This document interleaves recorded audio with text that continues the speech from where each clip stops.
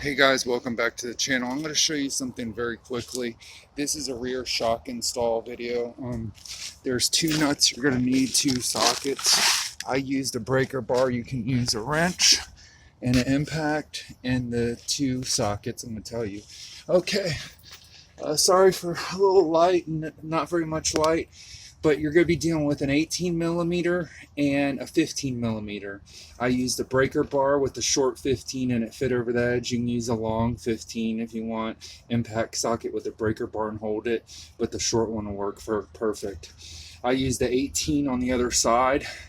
I undid both of them without taking the bolts or the nuts. I just removed the nuts when I did them. I got the other one with the impact from the outside and used the breaker bar from the inside. Up there, if you can see it, you see it up there. I use the breaker bar on that side, and I use the impact with extensions coming out from the tire. You do not have to jack the vehicle up to do this. It's perfectly safe to do this on the ground. Should take you about 10 minutes. Okay, so now after you've unbolted it, you can go ahead and take the bolt from the top or the bottom. It's not going to shoot out and blow up on you or hurt you. Take the top bolt out and pull it out, then come back to the bottom and pull it out. You might have to pry it a little bit here, but I didn't have to. I pushed in and pulled out. The whole thing falls to the ground. Okay, now to do the reinstall, you're gonna go ahead and hook up the top first. Make sure you have the orientation of the shock going down. As well, also, if you see this part has to be facing down on the shock. The main tube is there up top going, as you can see. So it's better orientation. You do the top first. Make sure it's hanging down this way, because if you have it hanging up top, you're going to have to undo it and start over again. So do the top first, then attach the bottom.